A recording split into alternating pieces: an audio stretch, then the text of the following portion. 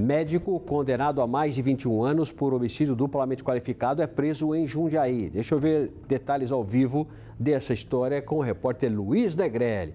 Ele estava foragido, estava por Jundiaí, Luiz? O que aconteceu? Estava escondido? Boa tarde.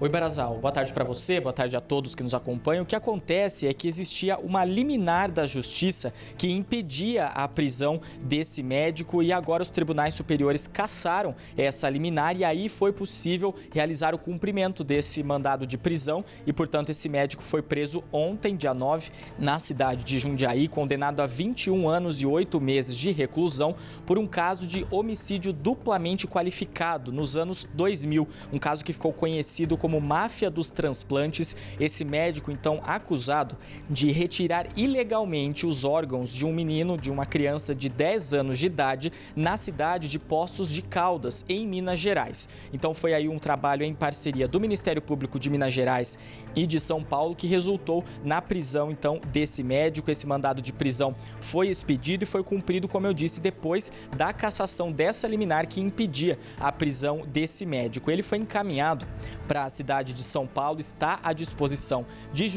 da Justiça e a Secretaria de Justiça de Minas Gerais diz que agora o Departamento Penitenciário de lá é que deve realizar a transferência desse médico aqui de Jundiaí para Minas Gerais, onde ele vai ficar preso. Sobre essa liminar, foi uma decisão, então, da última sexta-feira, dia 5 de maio, mas que foi publicada ontem, que prevê, então, a cassação dessa liminar que impedia a execução por meio, então, do Superior Tribunal de Justiça. A condenação do caso tinha saído em abril de 2022, mas a defesa do médico tinha entrado aí com vários recursos, diversos pedidos para impedir a prisão dele e inclusive o STJ em uma delas tinha então acatado uma das liminares impedindo a prisão em abril de 2022, mas agora esse cenário mudou e o médico então foi preso. Relembrando sobre esse caso, né, o médico é suspeito, acusado então de ter retirado ilegalmente os órgãos dessa criança com o objetivo de usar esses órgãos em outros pacientes depois da morte dessa criança, né? Segundo aí a denúncia do Ministério Público de Minas Gerais, o menino tinha sofrido um traumatismo craniano em abril do ano 2000, depois de sofrer uma queda de um prédio onde morava na cidade de Poços de Caldas, em Minas Gerais. O médico atestou a morte encefálica desse menino, mas ele ainda estava vivo. Então o médico atestou a morte e aí depois as investigações apontaram que era com o objetivo de retirar os órgãos desse menino, então para fazer a destinação, segundo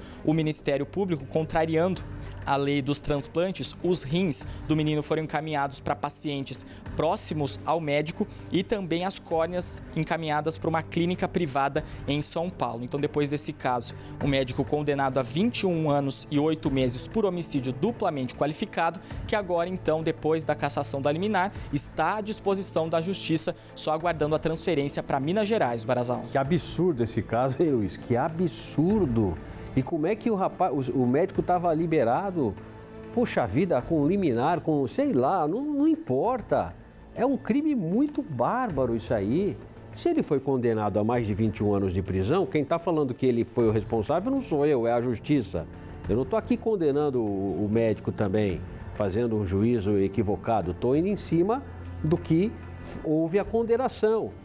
E se é uma condenação, significa dizer que tem provas, né? E se tem provas, é que aconteceu.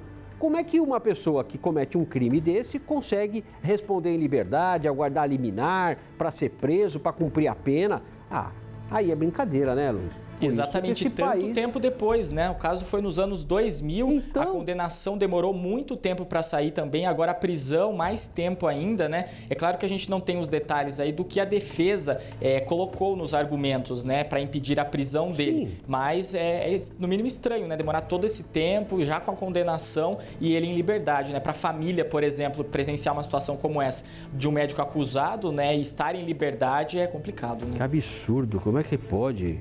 Por isso que as pessoas às vezes têm medo de deixar o paciente ir sozinho no hospital. É impressionante. O que é que pode acontecer, não é?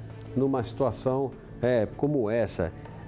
Você foi 21 anos e 8 meses. Foi no ano 2000? Isso, o caso da criança foi em abril do ano de 2000, né? Depois que o menino caiu então do prédio e aí o médico atestou a morte encefálica dele, mas a condenação do médico tinha saído no ano passado, em abril de 2022. Então, estou fazendo as contas aqui. Já era para ter cumprido a pena. Se tivesse logo na sequência da morte do moleque, já tivesse entrado na cadeia, já ia até sair da cadeia já. É. Exatamente. Né? Porque eu estou em 2023, pô. Ele ficou mais tempo, vendo qual seria a pena do que a própria pena. Exatamente. Que absurdo. Bom, essa é a justiça brasileira, infelizmente, não é? Mais alguma informação sobre esse caso? São esses os detalhes, Barazal. Agora ele está à disposição da Justiça em São Paulo, né? E aí o departamento lá de polícia, departamento penitenciário de Minas Gerais, que deve realizar a transferência, então, do médico para lá. Mas a gente precisa dizer que o crime não compensa. Chega uma hora que você vai ter que cumprir a pena. Não tem jeito. Uma hora vai ter que se entender com a justiça, mesmo que ela seja demorada. Não tem problema, tá certo? O crime não compensa, viu? Aliás, um crime desse não tem nem justificativa. Exatamente. Falou, Luiz Negrelli. Um grande abraço para você.